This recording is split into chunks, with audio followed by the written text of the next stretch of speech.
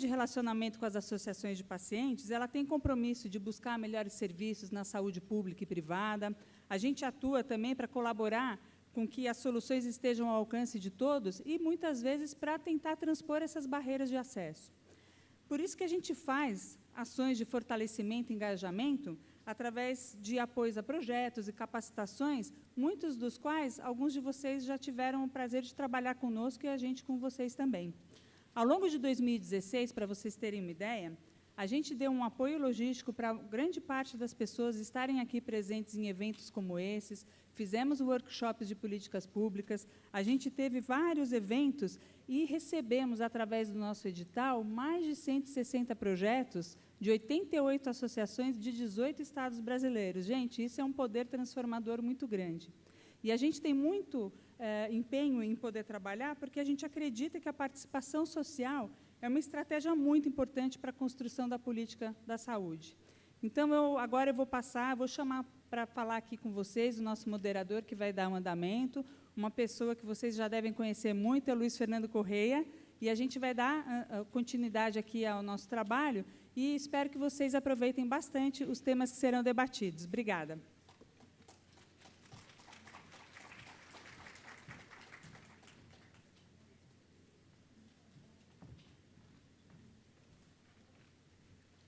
Bom, gente, boa tarde. Obrigado, Cláudia. Bom, eu sou o Luiz Fernando Correia, eu sou médico, sou clínico, sou comentarista de saúde na CBN, na TV Globo e na Globo News.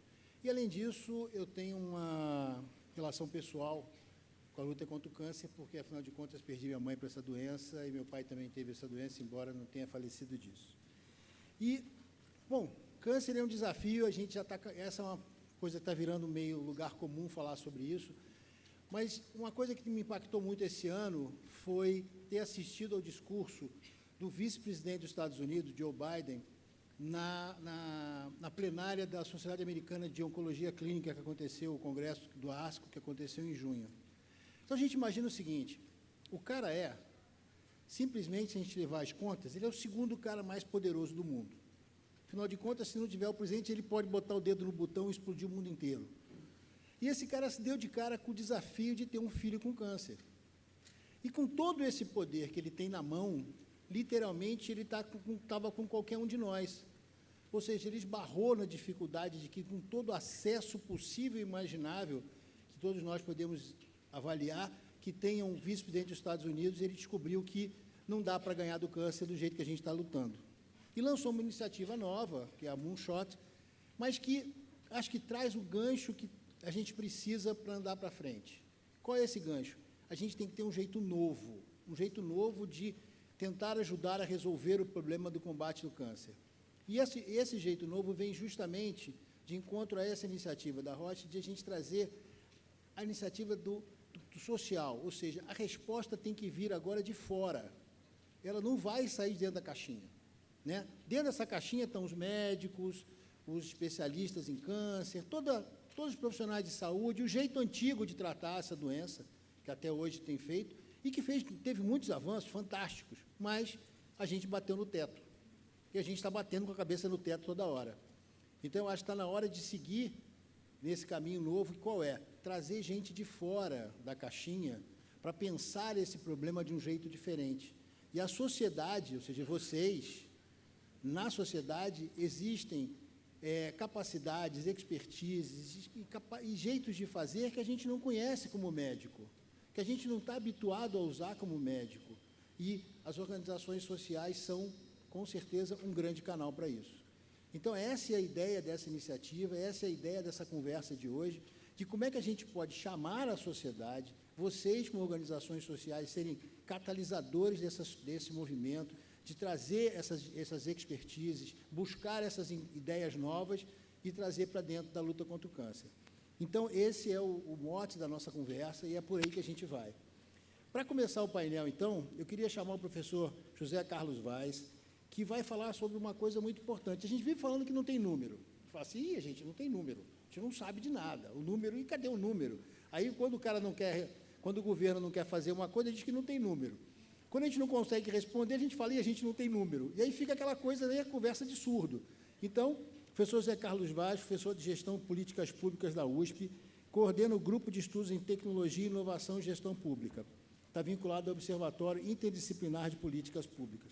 Então, a ideia é, onde é que estão esses números, como é que a gente pode buscar, como é que a gente pode usar isso e quais são as ferramentas novas que a gente tem para isso.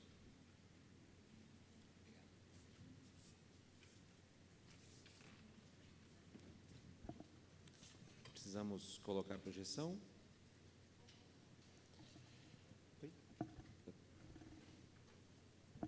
Vamos entender aqui com a luminosidade.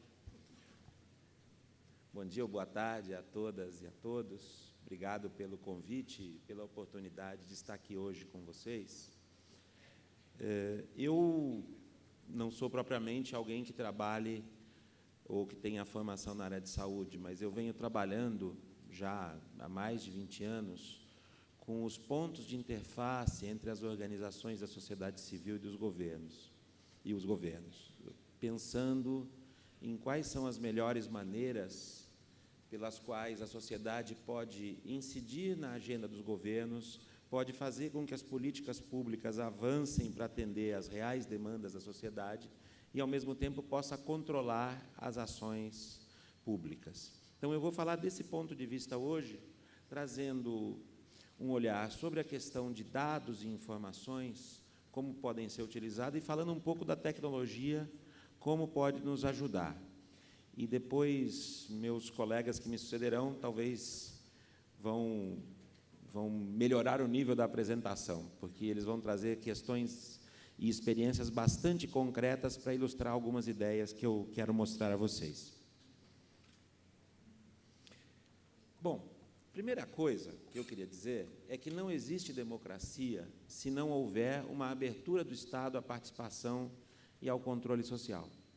Muitas vezes isso é feito de uma maneira apenas pro forma.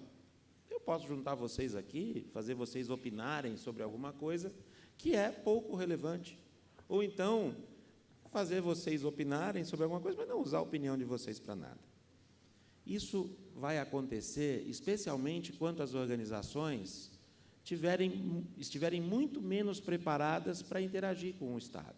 Quer dizer o seguinte, quanto mais preparadas as nossas organizações estiverem para interagir com o Estado, melhor será o resultado em termos de participação e de controle social. Vejam, a participação das organizações da sociedade, ela não é uma concessão, a gente não pode entender isso como uma concessão. É um direito que está inscrito em nossa Constituição e, ao mesmo tempo, ela aumenta a qualidade das políticas públicas. Portanto, ela não é só um direito legítimo, mas ela é uma condição necessária para que a gente tenha políticas melhores. Acho que isso que você falou agora de, olha, vamos sair fora da caixa e trazer quem está de fora da caixa mais fechadinha, mostra exatamente isso. Se a gente não fizer com que a sociedade se incorpore às discussões de formulação de política, de decidir como o Estado vai garantir o direito à saúde para as pessoas, a gente não vai conseguir avançar nas políticas da melhor maneira possível. Vejam, no nosso caso, a nossa Constituição estabelece muito claramente que a participação e o controle social são direitos dos cidadãos. Mas a gente tem que fazer valer esses direitos de uma maneira coletiva. A lógica do direito de cada cidadão participando ela é muito frágil. Nós vamos ter muito mais condições de agir quando nos organizarmos, não só cada entidade, mas as entidades em rede, porque isso potencializa a sua capacidade. E a gente tem vários exemplos no Brasil, em outras políticas públicas, onde as organizações da sociedade conseguiram avançar sobre políticas públicas quando se articularam em redes muito fortes e com agenda para isso. Quando a gente fala de participação, a gente está falando que a gente pode participar não somente no processo de decisão mais geral, mas também em cada decisão cotidiana. A gente tem, em alguns casos, exemplos de participação em gestão de equipamentos, mesmo na área da saúde. Em gestão de equipamentos públicos de saúde, você tem conselhos gestores onde a sociedade aparece. A gente pode também pensar numa participação sistêmica, onde eu posso ter participação em vários níveis, até no nível das conferências. Isso está tudo previsto, já acontece, já vem acontecendo no caso da saúde no Brasil. Então, ou seja, temos um espaço bastante significativo a ser ocupado. Do ponto de vista da transparência, nós vivemos um momento especialmente favorável. Por quê? Porque a nova lei da transparência, que é 2012, né? É bastante recente, ela 2012, né? Ela traz uma marca muito forte, que é: a regra é dar transparência, a regra é abertura, a regra é dar publicidade aos dados. O sigilo é muito bem regulado e apenas para situações de exceção, ou seja, o nosso direito a ter acesso à informação da parte dos entes públicos está assegurado pela legislação. E a lei de transparência nos traz duas possibilidades. Uma é a chamada transparência passiva, ou seja, passiva do ponto de vista do Estado, né? O Estado tem que acolher as demandas e atendê-las dentro de uma determinada regulação. Mas também estabelece o princípio da transparência passiva, ou seja, o Estado deve se antecipar às demandas e tornar as informações disponíveis ao cidadão. Então, esse é um outro espaço para que a sociedade interaja com o Estado, reivindicando essa abertura das informações, porque o Estado tem que deixá-las disponíveis. E você tem mecanismos como os portais de transparência, que já são mecanismos mais antigos, onde você pode disponibilizar muita informação, muita já está disponibilizada, inclusive. Agora, também não adianta disponibilizar informação com pouca serventia. Então, aqui entra o papel dos indicadores e dos dados. A gente pode pensar que indicadores de políticas podem nos ajudar apenas a entender questões como a demanda ou a cobertura. Mas tem toda uma cozinha da política pública, onde nós também podemos nos apropriar dos dados para cobrar melhores ações do Estado. Pensem, por exemplo, dados de produtividade de equipamentos, produtividade de profissionais, dados de custos, dados de nível de serviço, ou seja, de quanto por cento do serviço a gente consegue, de fato, ofertar. Tem várias formas de medir desempenho e vários tipos de informação que nós podemos utilizar. O que está colocado para nós hoje é que não basta nos conformarmos com aqueles resultados ou aquelas informações mais agregadas, que muitas vezes são publicadas. Fizemos tantos mil atendimentos, isso é pouco. Quanto custou? Quanto podia ter sido feito? Que recursos são empregados para isso? Que nível de produtividade esses recursos têm? Que cobertura, quanto que isso significa da cobertura total? A gente precisa de ter dados muito mais aprofundados para isso. E é claro que a gente precisa construir capacidade de análise também para isso. Temos aqui uma figurinha que talvez nos ajude a ver como os dados aparecem em vários momentos. A gente começa construindo explicações da realidade. Vejam, a maneira como uma dada organização, uma dada entidade ou uma dada pessoa explica a realidade é diferente da outra. Portanto, os dados que você tem, a seleção de dados que você faz com que você explique a realidade de uma determinada maneira ou de outra maneira. Então, muitas disputas no campo do desenho das políticas acontecem já na hora que a gente escolhe os dados que nós vamos utilizar para construir a nossa explicação da realidade e depois para levar isso ao debate público. Na formulação das políticas, a gente vai gerar indicadores de metas, de resultados a atingir.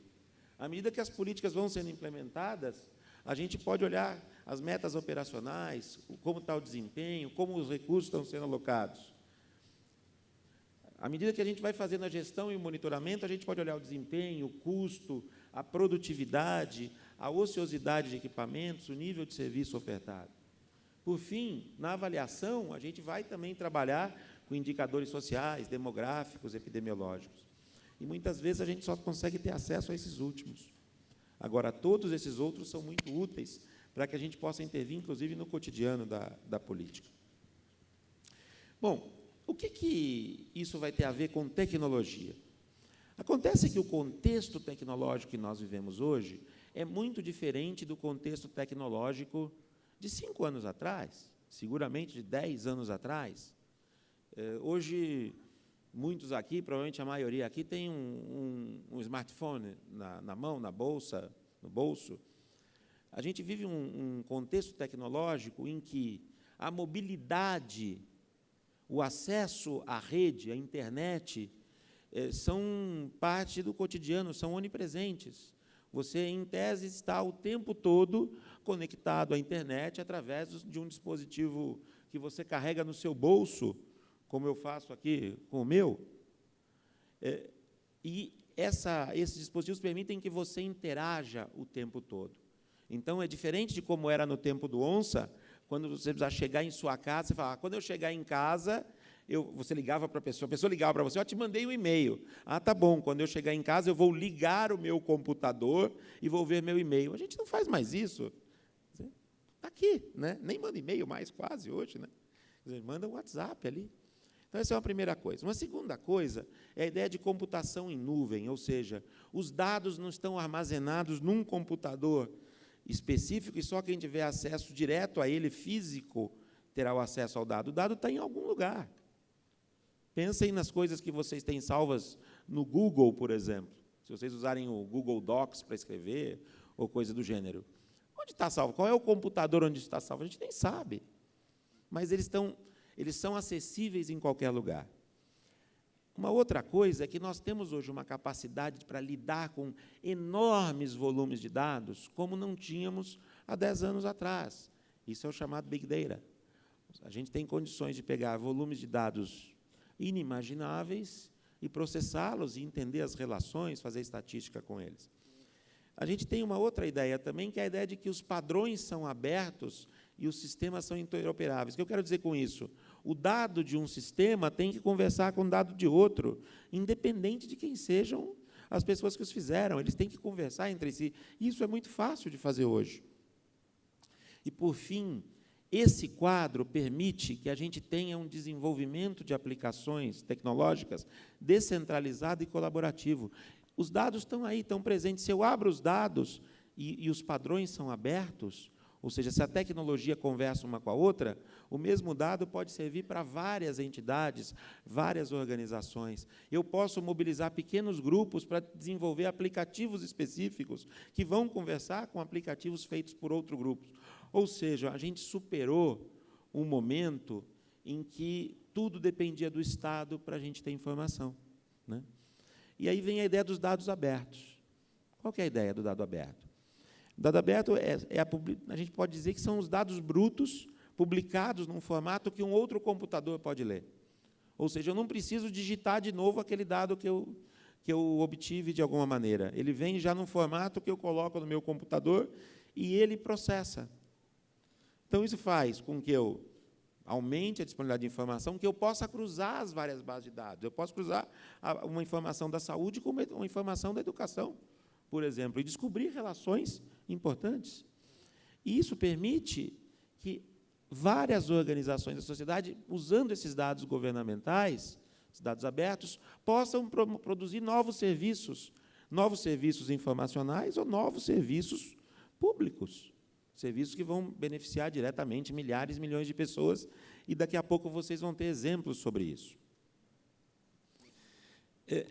Isso quer dizer, então, gente, que nós superamos o que eu chamo de uma primeira geração da governança eletrônica, ou seja, o momento em que o acesso à informação era mediado pelo governo. O governo dizia o que a gente podia ver, ele nos dava os relatórios prontos, e era tudo o que nós tínhamos. Um relatório em PDF que nós fazíamos download. Isso não é mais aceitável. A gente está numa segunda geração, opa, bati a mão aqui. A gente está numa segunda geração em que esse monopólio do Estado está quebrado.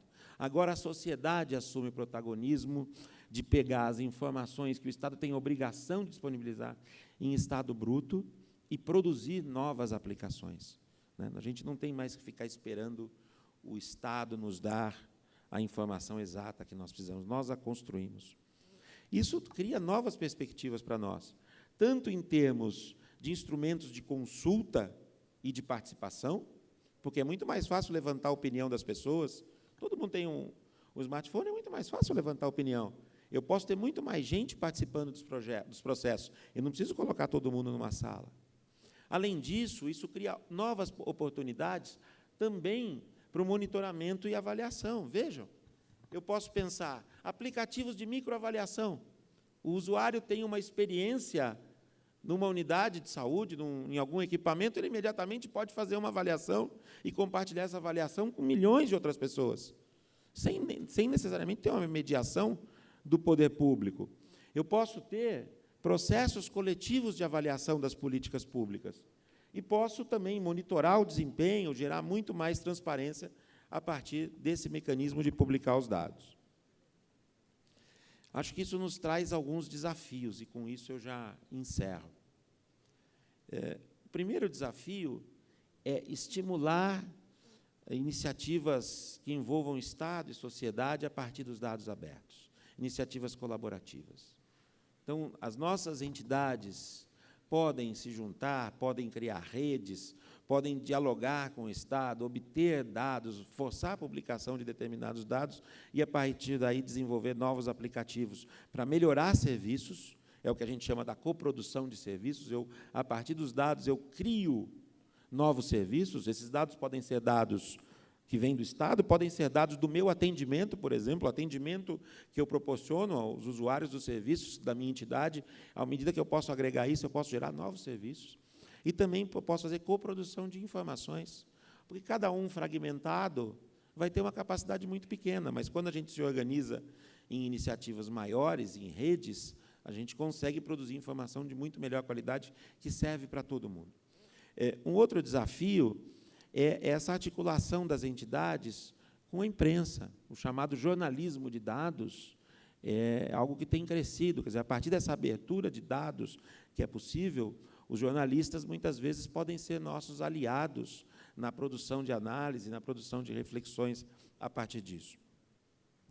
E, por fim, o último desafio, e eu concluo, é a gente ter clareza de que dados a gente quer exigir que sejam abertos. E aqui a gente pode falar de dados dos governos, mas também a gente pode falar de dados das empresas, porque as empresas também possuem grandes volumes de dados. Obviamente, reconhecemos que, muitas vezes, alguns dados que as empresas têm fazem parte da sua, são muito sensíveis para a sua estratégia de negócio. Mas até onde a gente pode forçar esse limite? Até onde a gente também pode exigir que as empresas abram dados que possam ser úteis para a sociedade? E também dados da própria universidade. Você tem hoje, muitas vezes, dados de pesquisa paga com recursos públicos, vamos deixar isso bem claro, muitas vezes, que são apropriados privadamente por alguns pesquisadores. Como é que a gente também faz com que essa abertura de dados, as bases de dados que são construídas com recursos públicos, também se transformem em informação que possam ser usados pela sociedade? Bom, era isso por enquanto. Agora acho que vocês vão ter a oportunidade de ver alguns exemplos dessas ideias que eu estava falando para vocês. Obrigado.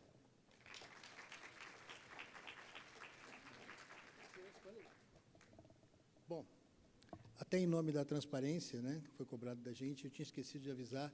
Quem tiver dúvida pode pegar o bloquinho que vocês receberam, colocar a pergunta e procurar alguém que está de roupa amarela para entregar, para a gente vai tentar responder, dependendo, obviamente, do tempo que sobrar na nossa apresentação.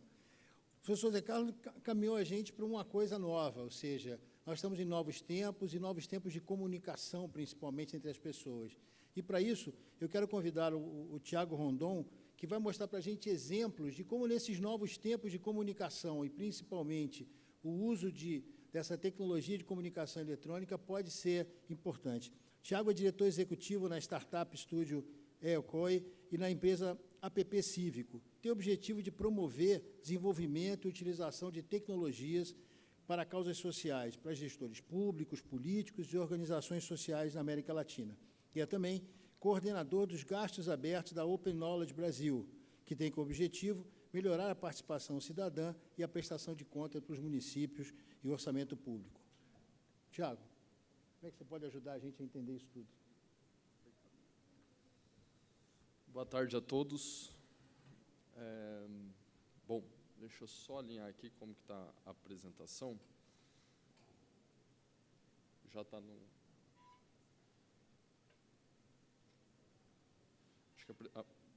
Acho que não entrou a apresentação aqui. Opa, vamos lá. Bom, eu estou aqui hoje para falar sobre tecnologias cívicas, né, que já estão impactando políticas públicas pelo mundo e, principalmente, utilizar casos aqui do Brasil. Né, as tecnologias cívicas, basicamente, elas são formas novas de empoderar o cidadão ou do governo realizar seus trabalhos de forma mais participativa ou eficiente, né? Ok. Bom, no começo do ano, o Banco Mundial ele fez um alerta que assustou muita gente, acho que ao redor do mundo, com as suas iniciativas tecnológicas, dizendo que a desigualdade no mundo está aumentando e provavelmente vai aumentar muito mais por conta da tecnologia. Né? Esse estudo ele foi dividido em 3 eixos, né, que é a inclusão, a eficiência e a inovação.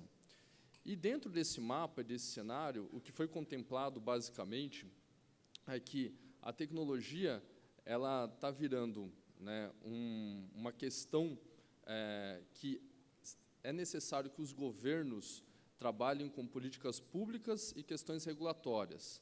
Né? Nada adianta uma aplicação, uma tecnologia específica entrar e estar à disposição de todo mundo, mas ela está à disposição de poucos, né?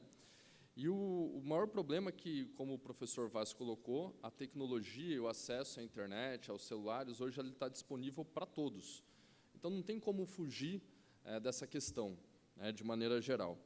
Para se comentar alguns números que, às vezes, as pessoas comentam e falam assim, será que todo mundo ainda tem acesso à internet? Né? No mundo, 60% das pessoas ainda não têm internet, né? Só que os 20% mais pobres no mundo hoje, 70% já têm um telefone móvel. Então, é inegável que o acesso à internet ele está aumentando e é uma força que está acontecendo. Né?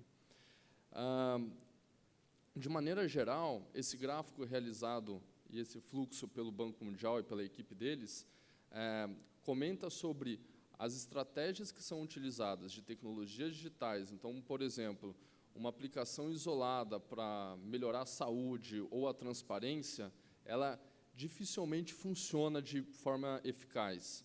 Para que ela funcione, a gente precisa começar a refletir mais sobre estratégias de desenvolvimento digital, como plataformas. Então, também como o professor Vaz colocou, no Brasil, não foi que a gente simplesmente tem um portal de transparência dos dados, foi criada uma plataforma de acesso aos cidadãos através da Lei de Acesso à Informação, o Marco Civil da Internet, o Plano de Banda Larga, né, provendo acesso, conectividade e de forma viável para toda a população, né, e que é o objetivo. E aí, de maneira bem sucinta, o que esse relatório traz são as oportunidades que a gente tem. Então, dentro do mercado de inovação, as oportunidades são a gente criar uma plataforma onde diversas empresas, cidadãos, possam participar desse mundo digital.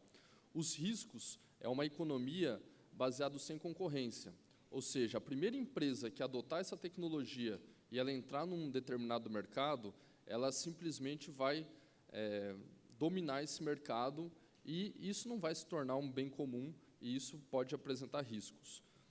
Existe um caso bem peculiar no Quênia, onde não se existiam praticamente inclusão financeira, acesso a meios de bancos, onde as transações financeiras não poderiam ser feitas e uma solução via SMS começou a funcionar dentro do país. A questão regulatória como governo, quando eles olharam isso tudo funcionando, eles permitiram que essa inovação fosse desenvolvida ali dentro.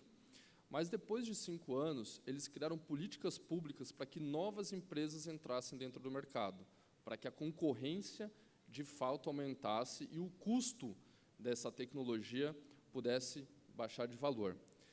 Aí, uma outra questão que eu acho que é a discussão que a gente está se provocando aqui, né, é o que a gente pode aprender atualmente com os movimentos sociais.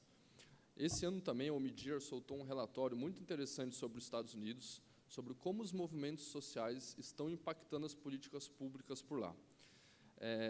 Uma das coisas muito interessantes nesse relatório é que, como a gente vê grandes empresas apostando em startups, em iniciativas novas, para que exista inovação, eles também estão visualizando que os movimentos sociais podem ser esses locais de experimentos. Então, dentro desses movimentos sociais, é realizado diversos trabalhos que estão olhando mais para o processo em si e por quem está realizando isso, né? Então, com isso, a gente pode aprender bastante. Um exemplo internacional aqui, que, apesar de, não que eu estou querendo comparar com o Brasil, o que pode acontecer, é o governo da Estônia. Como é um governo recente, em 1991, é a última independência deles, onde praticamente todas as prescrições médicas são online, ou seja, as pessoas vão até o médico, vão até um hospital com seu ID, seu cartão de identificação nacional, saem dali sem nenhum papel, vão numa farmácia e retiram o seu remédio, né? Ao mesmo tempo, sistemas como esse, eles começaram a desenvolver uma plataforma de atendimento baseada em self-care. Hoje, 80% dos atendimentos são realizados dentro dessa plataforma, num custo anual extremamente baixo. O custo com saúde na Estônia hoje representa 6% do PIB, atendendo 98% da população. É o mais eficiente dentro da Europa hoje. Um caso que nós também, e aqui a gente trabalhou dentro do App Cívico há alguns anos, é o IOTA. É uma plataforma de indicadores para promover transparência e prestação de contas. Ele foi desenvolvido inicialmente para a Rede Nossa São Paulo, que é para a criação de um observatório do município de São Paulo. E, com o passar do tempo, essa tecnologia ela foi sendo adotada hoje pelo Programa Cidades Sustentáveis, que são quase 300 municípios no Brasil. Na América Latina já são quase 400, e outras fundações que têm utilizado. Mas esse caso aqui em específico, o que é muito interessante da Rede Nossa São Paulo foi a criação de influenciar quem tem poder para realizar esse tipo de política pública. Então, na época das eleições, nas campanhas majoritárias, como está acontecendo agora, a Rede Nossa São Paulo se movimentou e se articulou para assinar cartas compromissos com candidatos a prefeitos. Então, nas últimas eleições, foram mais de 1.000 candidatos que assinaram essas cartas, sendo que 400 foram eleitos, e nessa carta dizia: caso eleito, eu me comprometo a utilizar uma plataforma dessa que oferece dados abertos, que oferece dados oficiais e indicadores em comum e normalizados entre todas as prefeituras, que eventualmente podem trocar boas práticas de política. Um outro exemplo que a gente trabalhou na Colômbia foi a implementação do Ciudatos para 12 cidades na Colômbia. Como não foi feito pelo governo, isso foi feito pela sociedade civil, eles queriam trabalhar de uma outra maneira, inserir mais pessoas para poderem absorver esse conteúdo. Então, hoje, quando você entra nesse portal, você vê história dos dados, você não vê os dados brutos, incluindo mais pessoas nessa discussão. Um outro caso também aqui, é o De Olho nas Metas, também feito em parceria com a Vina, com a Rede Nossa São Paulo, com a MIT Media Lab, onde é uma plataforma que a cidade de São Paulo é uma das prefeituras no Brasil, né, que trabalham com a lei de metas, ou seja, o prefeito é eleito e tem que determinar quais são suas metas. Todos os projetos do prefeito atual é possível de ser acompanhados pelas metas, e a inovação está aqui, que essa informação dá para ir até o contrato de prestação de serviço com o fornecedor. Então, de maneira geral, a gente tem que ter um diagnóstico de quando as tecnologias elas funcionam dentro do governo, elas dão voz, né, e elas geram participação. Mas o que os movimentos sociais estão ensinando aqui no Brasil e fora é que esses experimentos podem ser criados fora do governo, e eles podem ser adotados, né? Uma questão e um outro projeto que a gente tem trabalhado, que é o Voto Legal, é a construção de um sistema que foi para transparência de doações de campanhas políticas desse ano, que é o Voto Legal, e nós fizemos em parceria com o TSE, a CEPA, a SECOM, o CEFIS, todos os órgãos de fiscalização e responsáveis pela questão da transparência e doação por pessoa física. Bom, A provocação que eu acho que é interessante aqui para a discussão, que eu gostaria de deixar, é quais são as bases analógicas que a gente pode trabalhar para as políticas públicas da oncologia. Quais são as bases regulatórias que estão permitindo ou não permitindo a inovação com tecnologia e o acesso aos pacientes a tratamento e informação. O tempo acabou aqui. Obrigado. Obrigado, Thiago. Bom, a conversa está se costurando no caminho de mostrar uma coisa muito importante. Um outro ponto muito atual do tratamento da busca da resposta para o combate ao câncer é a questão do Big Data. Isso já foi falado pelo Fábio, que ele existe, esses dados estão por aí, só que a gente aprendeu também que dado solto é dado. Dado tem que ser transformado em informação, para essa informação poder ser analisada, poder ser estudada e trabalhada. E, para isso, para falar sobre uma iniciativa que vai de encontro ao que o Tiago falou, ou seja, as organizações sociais podem e são capazes de coletar esses dados e não ficar esperando que o governo faça. Eu queria convidar agora o Fábio Fedose, da Abrale, que vai apresentar a iniciativa do Observatório de Oncologia, primeira plataforma online de monitoramento de dados abertos de oncologia do Brasil. O Fábio é diretor executivo da Abrale, graduado em administração de empresas, especialização em finanças, e é um entusiasta na área de tecnologia e inovação. Está há 11 anos no terceiro setor, tem uma experiência larga nessa história toda, e está na frente também de um projeto muito legal, que é o OncoEnsino, uma plataforma de educação à distância para a capacitação de profissionais de saúde na oncologia.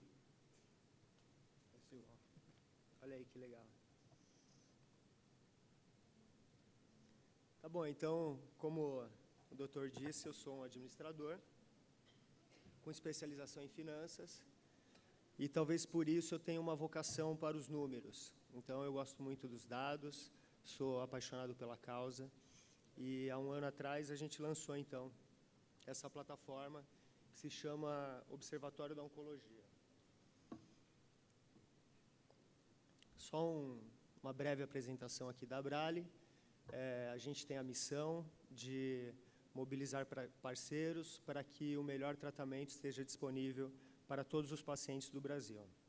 A gente trabalha em 4 pilares: apoio ao paciente, educação e informação, ensino e pesquisa e políticas públicas. E esse projeto ele está dentro do pilar de pesquisas. Então, o Observatório de Oncologia é uma plataforma, um site, onde a gente monitora os dados de informações relevantes para a oncologia do Brasil. Isso ajuda na tomada de decisão, baseado em evidências, e no planejamento e avaliação das políticas de saúde. Dados 100% aberto, então, como o professor disse, tem muitos dados por aí, como o Dr. Luiz disse, dados sem ter uma análise são apenas dados. Então, o observatório ele vem com essa missão de organizar esses dados, fazer análises e transformar isso daí em informação. Todo o contexto e justificativa para a gente iniciar esse projeto, lançar esse projeto, foi a vontade de monitorar esses dados, né, pela importância que ele tem, de planejamento e avaliação das políticas de saúde, especialmente quando se trata do câncer, né, tratamento de alta complexidade.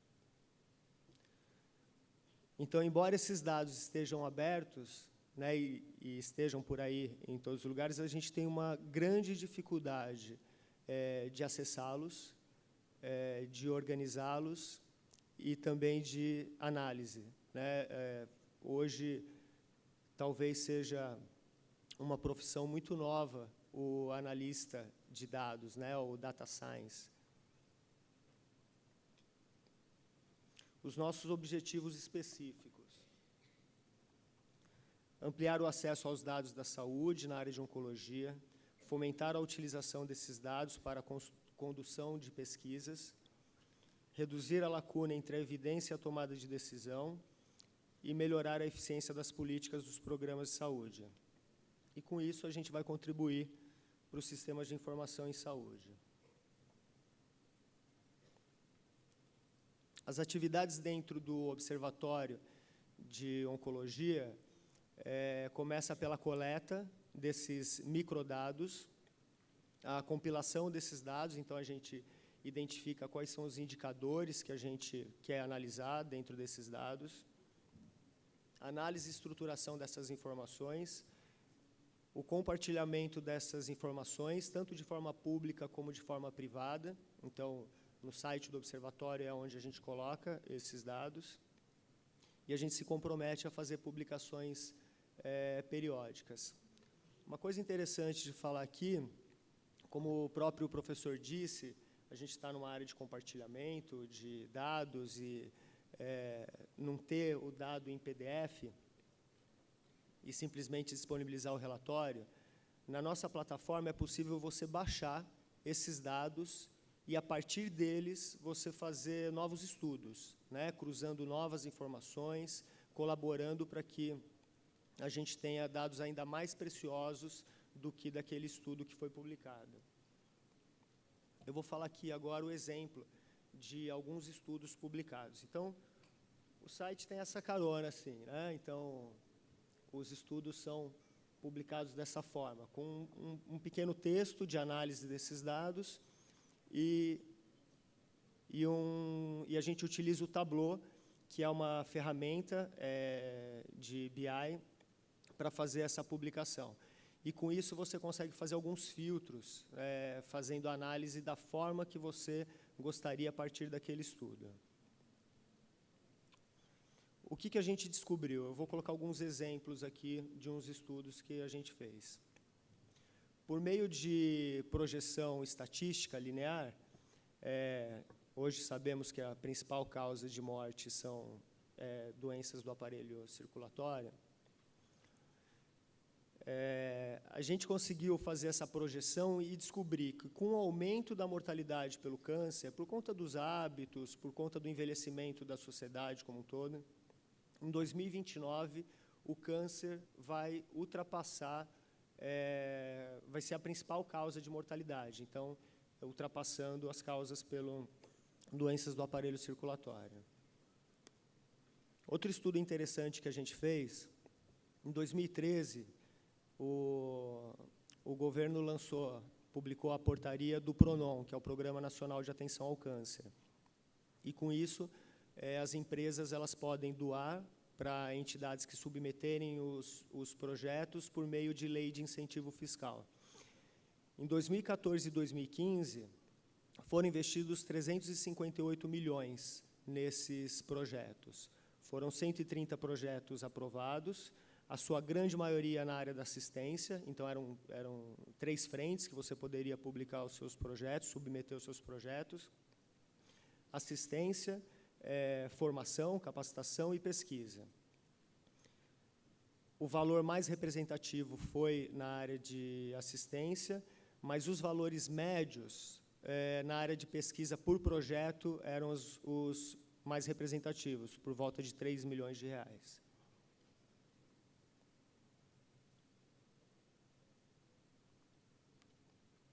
Outro estudo que a gente fez foi com relação à distribuição dos centros de tratamento de câncer no Brasil. Então, a gente consegue perceber uma grande concentração na região sudeste. E isso faz com que a gente também possa tomar algumas decisões com relação à melhor distribuição, políticas públicas, enfim. Um outro estudo, então, quanto que se gasta na saúde.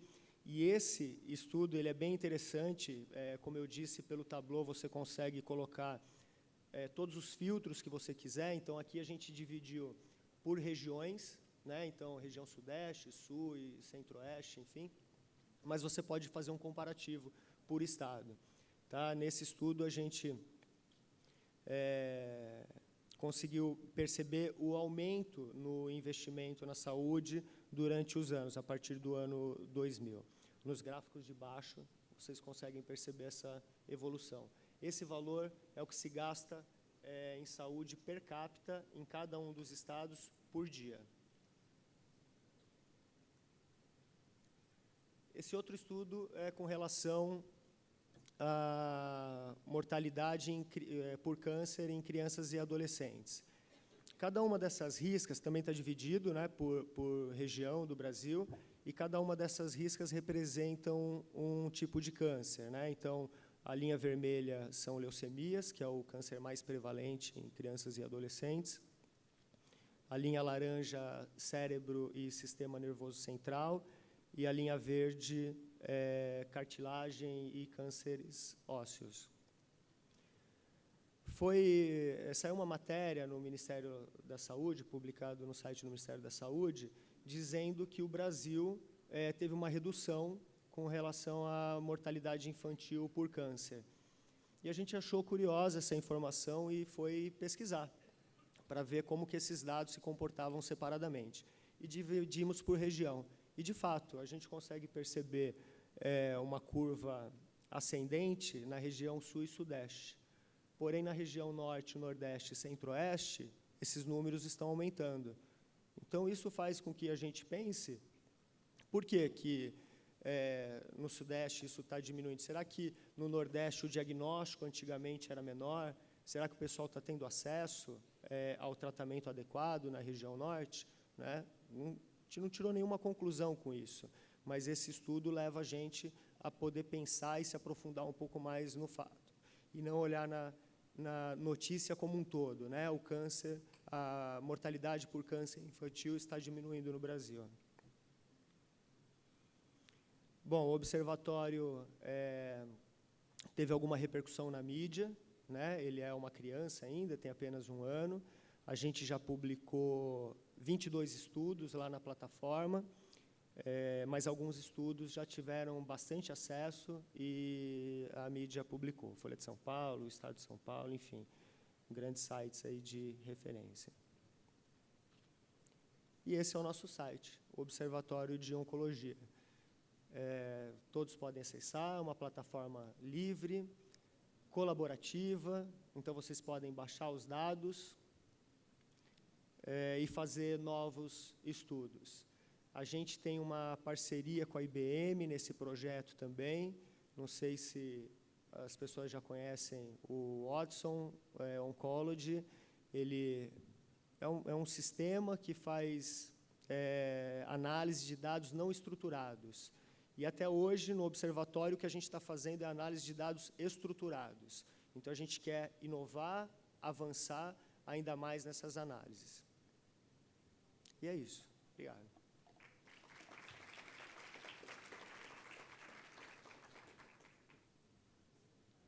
Bom, como a gente viu, agora a gente já tem dados, né? O que a gente vai fazer com isso?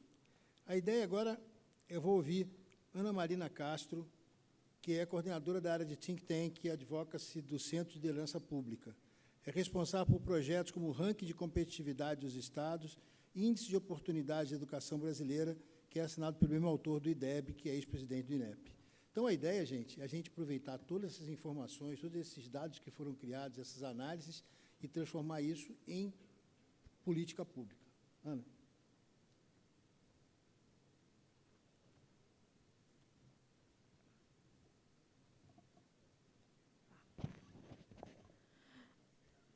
Boa tarde a todos. É um prazer estar aqui falando para esse público aqui no Congresso. Meu nome é Ana Marina, estou representando aqui o Centro de Liderança Pública, que é uma organização do terceiro setor que objetiva ser um polo de soluções para líderes públicos que querem transformar o Brasil. E o objetivo da apresentação é trazer algumas iniciativas inovadoras e que podem inspirar também iniciativas no combate ao câncer. Deixa eu só me ajeitar aqui com a apresentação.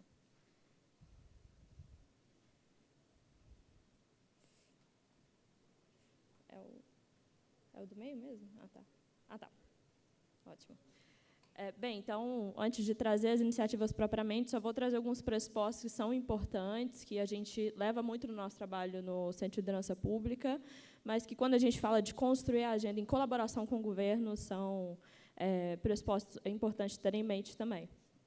O primeiro deles é o impacto coletivo. Basicamente, a gente tem 2 formas de promover impacto na sociedade. A gente pode promover, enquanto setor privado, enquanto terceiro setor, de uma maneira pontual. Então, por exemplo, uma organização tem um problema importante, um problema complexo, e ela acredita que ela pode resolver aquele problema sozinho. isso pode ser até efetivo, mas o alcance daquele impacto vai ser muito menor, porque aquela organização não está trabalhando em rede. Há uma outra forma de se construir impacto, que é o chamado impacto coletivo, é uma metodologia da Universidade de Stanford, e que trabalha com outro pressuposto. Eles trabalham com o pressuposto de que a gente vive numa sociedade complexa hoje e que os problemas eles envolvem cada vez mais atores.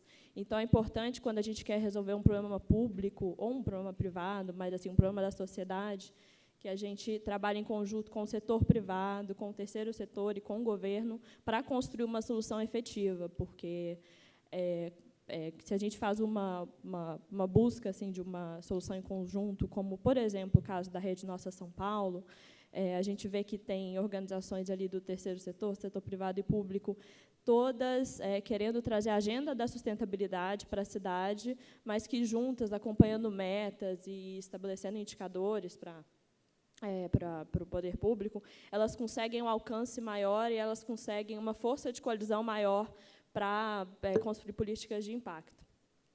Então, a gente trabalha com essa perspectiva, é importante. E se a gente trabalha com impacto coletivo, a gente, principalmente o Centro de Liderança Pública, constrói, junto com o governo, uma solução. Há duas formas de fazer advocacy. A advocacy ele pode ser feito com uma estratégia um pouco mais conflitiva, então, uma estratégia onde a sociedade civil ela chega com uma pauta ao governo, só que ela chega com uma pauta pressionando o governo, aquele tomador de decisão, para ele mudar aquela decisão, ele dá uma resposta para aquele pedido, como por exemplo, uma estratégia que é muito feita pela VAS ou pelo Greenpeace. São estratégias efetivas, mas existem outros tipos de estratégia também, que é o que eu quero trazer um pouco aqui.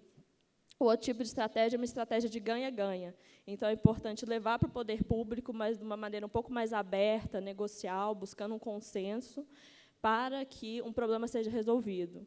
E é uma estratégia que a gente trabalha no Centro de Liderança Pública, pelo nosso modelo de atuação, que eu vou contar aqui rapidamente. A gente tem 3 áreas de atuação, com esse objetivo de ser um polo de soluções do setor público, e a gente entrega desde soluções de educação e pós-graduação para quem está no setor, até projetos de consultoria para o setor. A gente está em 5 estados hoje, e a gente tem uma área de causas, partindo do entendimento de que prioridade no setor público, às vezes, é um desafio muito grande. A gente vê, por exemplo, viu o Congresso mobilizado agora para a votação com relação à Dilma, e a gente vê que, para outras votações tão importantes quanto, como em segurança pública ou em educação, as pautas não são construídas em conjunto e são dadas. Hoje a gente está vendo, por exemplo, a MP do ensino médio ela sendo votada, porque ela foi uma agenda trazida de cima para baixo, mas não é uma agenda que talvez um deputado em si ele tivesse preocupado se alguém não estivesse cobrando dele. E essa área de causas do CLP objetiva trazer a importância de pautas de longo prazo para o Brasil e trazer a ideia de que todo líder público ele tem que deixar um legado. Ele não pode esperar ele ser cobrado para fazer aquilo acontecer. E aqui agora, partindo dessa perspectiva, dessa abordagem colaborativa, vou trazer algumas estratégias em 2 temas que ilustra um pouco disso. A primeira delas é o ranking de competitividade dos estados, que é uma causa que a gente entende que é importante para a sociedade.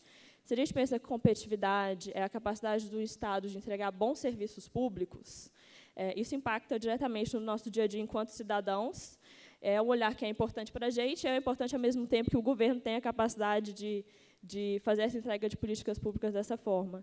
Se a gente pensa competitividade enquanto o crescimento econômico, o dinamismo econômico, isso também impacta no nosso dia a dia, porque quando a gente tem dinamismo econômico, enfim, a economia começa a aquecer, gera empregos, e é bom para o Estado, porque arrecada mais, mas é bom para a gente também.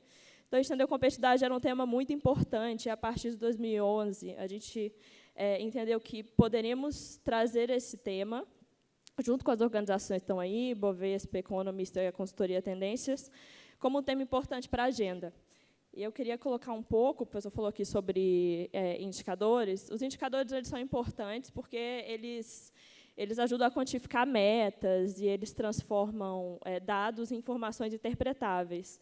Só que os indicadores são muito importantes enquanto poder de agenda também, porque a forma como a gente mede um problema é a forma como a gente vai ajudar a moldar como aquele problema vai estar sendo olhado pela sociedade. E, por isso, a gente atua muito com índices e com ranking de competitividade. Foi a estratégia que a gente adotou. E só para dar um outro exemplo, quando a gente pensa, por exemplo, no IDH, né, que está medindo aí a desigualdade, o IDH ele tem dados sobre longevidade, renda e a saúde, e a educação, perdão. E, então, a gente está falando que um Estado com um nível de desenvolvimento maior, ele vai ter essas 3 perspectivas dentro dele. Então, enfim, o IDH está medindo de uma forma já dada aquele problema, é um indicador adotado mundialmente hoje. E um aprendizado que a gente teve, aqui é só uma ilustração do que compõe esse olhar para a competitividade, quais os pilares que estão aí considerados, mas um aprendizado que a gente teve foi de que é importante a gente não só lançar esse indicador na mídia e trazer esse olhar. É importante também que a gente crie outras iniciativas para que a gente não fique só no nível macro, né, levando essa agenda, mas para a gente também consiga chegar até o nível operacional nos estados e consiga fazer com que aquela agenda vire política pública, que é o que eu vou mostrar um pouco à frente. Então, aqui, antes de falar um pouco sobre as políticas que a gente desenvolve a partir disso, a plataforma de dados que a gente tem, onde a gente traz os dados de todos os estados brasileiros em perspectiva nacional e numa comparação internacional com 34 países, para mostrar qual que é o desafio dos estados brasileiros com eles mesmos, mas também quando a gente olha para fora. Então, a gente vê que São Paulo, por exemplo, o ranking de competitividade foi lançado na última semana, a edição 2016, São Paulo é o primeiro lugar no ranking de competitividade, só que tem apenas 11 indicadores acima da média do OCDE, que são esses países desenvolvidos e em desenvolvimento com os quais a gente compara. Então, a gente vê que o desafio internacional dos estados é muito grande, por mais que São Paulo ainda seja esse primeiro lugar. E por que a gente construiu uma plataforma? Quando a gente traduz esses dados em indicadores, ainda é um conjunto de indicadores muito grande, são 65 indicadores hoje. Então, é importante que a gente tenha as melhores práticas de visualização de dados para que a gente torne essa informação interpretável para as pessoas. Porque acho que, para quem trabalha com dados e indicadores, esse tipo de análise é muito clara, só que a gente quer levar essa informação para pessoas que ainda não têm esse conhecimento. Então, a gente tem que traduzir em gráficos simples e trazer uma plataforma navegável. Essa é uma tela, e essa é uma outra tela que mostra dados dos estados nas últimas 2 edições, 2015 e 2016. Agora, falando um pouco sobre, a partir do ranking, o que fazemos, né, para tornar ele políticas públicas. Depois do lançamento do ranking, a gente faz um curso para ensinar gestores brasileiros, principalmente gestores dos estados, a usar os indicadores do ranking. Então, eles vêm até São Paulo, ficam 2 dias conosco nessa imersão, e, ao final, eles saem com um plano de ação para ser implementado no seu contexto sobre competitividade, para que a gente possa começar a gerar política pública dessa forma. Uma segunda iniciativa que fizemos nesse sentido foi o Programa de Gestão para a Nova Economia. E como ele foi feito? Ok, vou concluir. E como ele foi feito? Um secretário de Estado foi até o nosso curso, conheceu o ranking, entendeu a importância de levar a competitividade com o olhar da sustentabilidade para o seu Estado e desenvolveu conosco, né, um modelo em 7 municípios de Santa Catarina, onde uma das frentes era a gestão fiscal. Então, o Estado ele queria economizar recursos sem aumentar impostos. E, com o apoio de uma consultoria parceira, isso foi possível. A gente conseguiu uma economia nos 7 municípios de 74 milhões, e também conseguimos a instalação de uma fábrica de uma grande automobilística no Estado, e geração de mais de 1.500 empregos diretos e 2.500 empregos indiretos. Aqui é o secretário e a fala dele, né, foi o secretário que levou esse projeto para o Estado. Então, uma estratégia muito em colaboração e construindo em conjunto para levar essa agenda de competitividade. Aqui são alguns outros projetos de competitividade que foram construídos da mesma maneira, né, levando, então, aos estados os indicadores do ranking, como usar esses indicadores e construindo projetos. Entre os projetos, hoje a gente tem o Inovaranf, que é um projeto em Santa Catarina também para pautar o desenvolvimento sustentável do Vale do Itajaí. Temos o Pará 2030, que foi um planejamento estratégico de longo prazo para o Pará, que foi desdobrado em 12 projetos estratégicos e uma unidade de PPP para o Estado. O Goiás Mais Competitivo, que é um projeto que tem uma meta que faz parte do ranking de competitividade. Goiás quer se tornar, até 2018, o 5º estado mais competitivo do país. Então, de novo, uma estratégia onde a gente tenta usar esses dados para pautar a política pública no nível operacional. E, por último, já que o meu tempo está esgotado, queria aqui só ilustrar rapidamente uma outra iniciativa bem criativa também e uma estratégia colaborativa com o governo, que é o Brasil Lab. A gente entendeu que inovação era um tema muito importante de ser levado para o setor público, porque se a gente leva inovação para o setor público através de uma solução de uma startup, a gente tem um poder de impacto em escala muito grande. Então, o que foi feito, foram levantados desafios que são importantes para o Brasil hoje, inclusive em como podemos melhorar processos de saúde com inovação. Selecionamos startups que tinham soluções nesse sentido, que são essas que estão aí, e elas estão passando por um programa de aceleração com o apoio da Endeavor, para que no próximo ano essas soluções possam ser implementadas em prefeituras. E encontramos prefeitos abertos aí de 12 cidades a fazer essa implementação desse protótipo nas cidades. Então, é um sinal de que o governo está aberto, inclusive em políticas de saúde, para construir, junto com o terceiro setor e o setor privado, que são os tipos de organização que estão com a gente, para que a gente construa soluções efetivas e com impacto coletivo.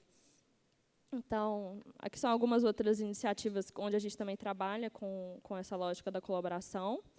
Aqui já é uma frase para finalizar. Antes de finalizar, assim, só queria deixar 2 provocações, então, para a audiência. De que, primeiro, enfim, com esse conjunto de dados que foram apresentados aqui para o combate ao câncer, como fazer esses dados serem cada vez mais efetivos, então, e como fazer com que esses dados eles construam cada vez mais políticas públicas de impacto para esse tema que é tão importante.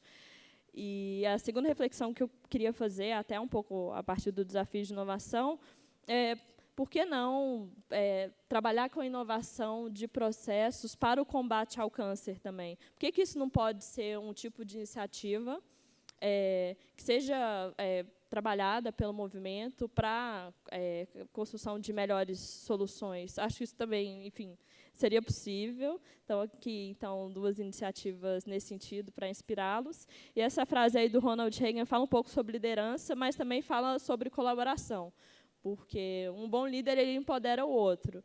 E, na nossa experiência construindo com o governo e setor privado soluções, foi de que, quando a gente trabalha em conjunto, empodera os governos, a gente consegue construir soluções muito mais efetivas e que fortaleçam de verdade as instituições. Então, fica um pouco dessa lição aí, desse aprendizado, que é o que a gente vem fazendo hoje no Centro de Liderança Pública. Obrigada.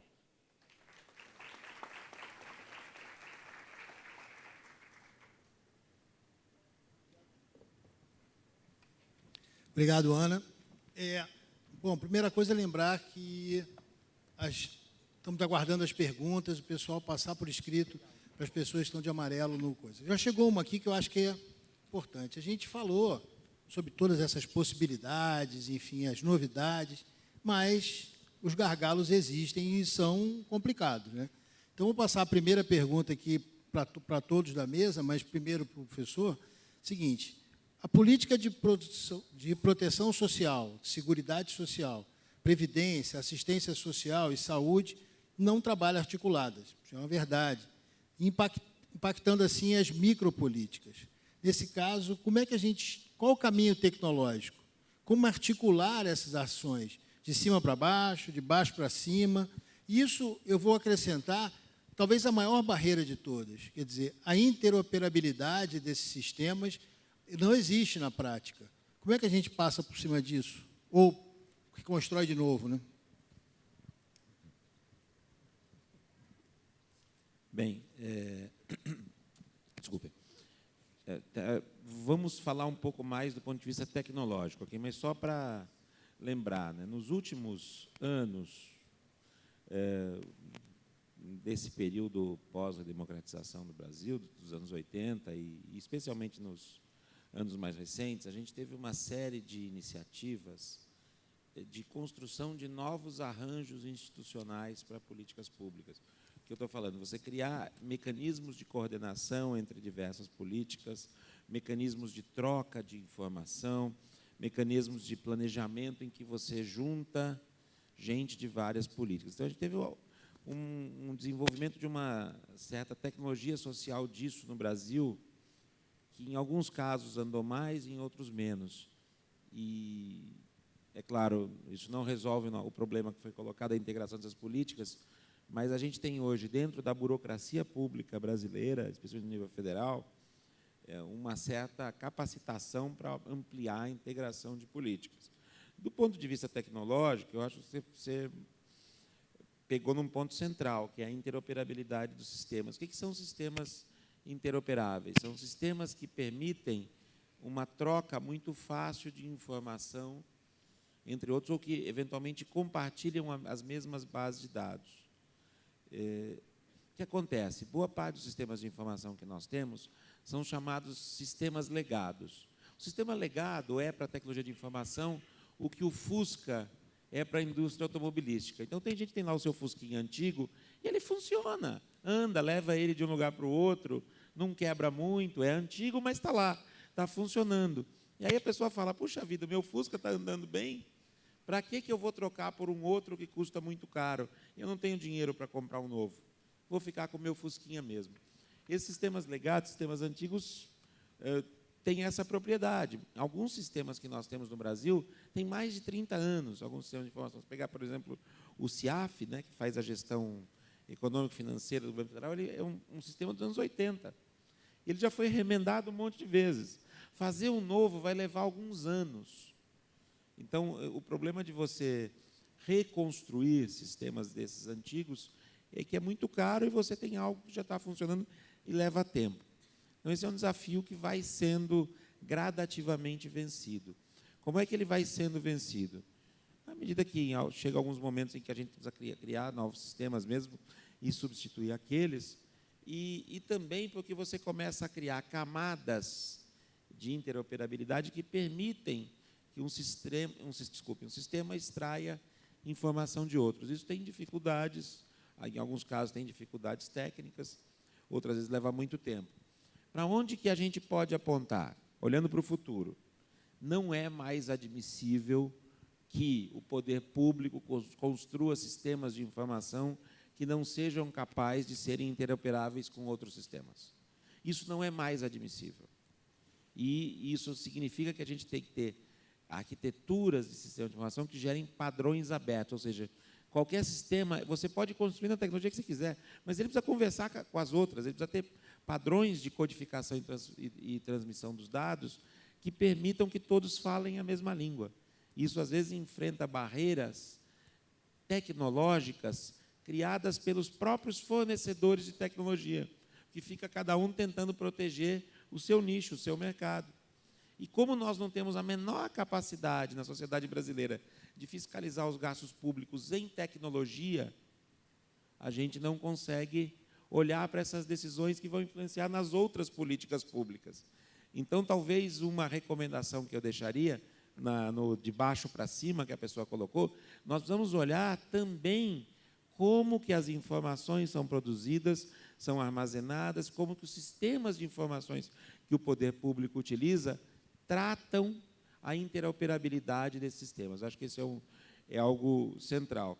E me parece que, se a gente não conseguir fazer com que essa tecnologia que o poder público utiliza faça com que as informações sejam compartilhadas entre educação, assistência social, saúde, etc., a gente não vai conseguir ter esses avanços de integração das políticas, porque isso passa pela informação. Acho que vocês podem complementar de outros pontos de vista.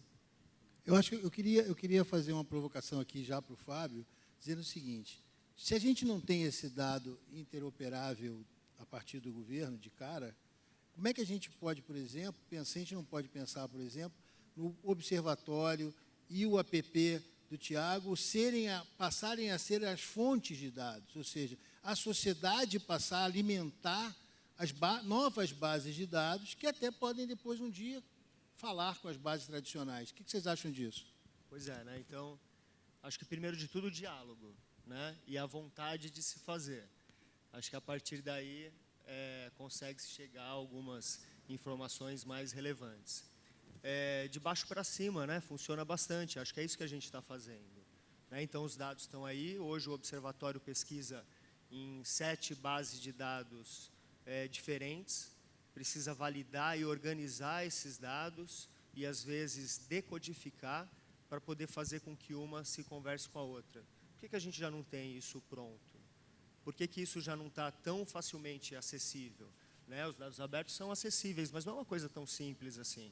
A gente tem uma equipe lá na Brale, lá de universitários, para poder fazer todo esse trabalho, e é um trabalho árduo, até a parte operacional também, né? Bem trabalhoso trazer tudo isso. Então, desenvolvendo a tecnologia que o Tiago tem, a nossa capacidade analítica com relação ao câncer, né? Definindo os indicadores, que a Mariana também pode colocar. Eu acho que a gente consegue atingir de baixo para cima e ter grandes resultados com isso. Né? A tecnologia está aí, já existe a tecnologia. Né? O que precisa é que as bases, de fato, se conversem. E aí, com isso, a gente vai ter informações. Só nesse sentido, queria complementar a fala. A gente teve uma experiência recente interessante com dados e estudando como a gente poderia usar a base de dados de aplicativos hoje e incorporá-las ao ranking de competitividade. Ela não deu certo, mas foi uma reflexão interessante. A gente tem um indicador de mobilidade urbana, só que é um indicador de mobilidade urbana defasado, porque é um indicador que a gente consegue levantar apenas um ano. Por exemplo, a gente está no ano de 2016, então só quando o ano de 2015 fecha. Há aplicativos que já têm base de dados sobre como as pessoas se deslocam nas cidades que trariam informações muito mais acuradas para a gente. Então, acho que aí tem um poder muito grande no futuro para que aplicativos, né, quando já estejam espalhados aí por todo o território, para que possam ser fontes também de dados. O nosso único desafio para incorporar esse indicador foi que esse aplicativo com o qual a gente conversou só tinha algumas bases no país, mas eu acho que no futuro, quando a gente conseguir ter uma amostragem maior, isso vai ser possível, é algo que deve ser explorado. Bom, na minha opinião, tem algumas questões ainda que a gente precisa vencer. Né? Alguns outros países, quando eles começaram a se desenvolver, como a Estônia, a Inglaterra, os Estados Unidos, a gente está evoluindo, por exemplo, com a lei de privacidade de dados. Ela ainda não está concluída. Então, hoje, um dado de um paciente dentro de um hospital, como que a gente vai integrar com outros aplicativos? Se não há legislação, né, e a gente vive, nesse sentido, num país onde tem que estar na lei para fazer. Né? Então, eu acho que a evolução da lei de privacidade, que está em andamento agora, é um ponto importante para esse tipo de interoperabilidade. Né? Eu gosto muito do exemplo da Inglaterra e tanto da Estônia, que eles criaram como se fosse uma freeway. Eles definiram todas as especificações técnicas que todo mundo tem que trabalhar ali. Só que sem privacidade, sem a gente discutir privacidade, a gente não consegue montar nenhuma avenida dessa para todo mundo transitar. Né? Você vê, a gente tem sistemas como a urna eletrônica, que de fato trabalham sozinha, a gente implementa uma tecnologia nova, mas não uma estratégia digital. Agora, provavelmente o TSE vai implementar uma identificação única para os eleitores, mas não é para o cidadão.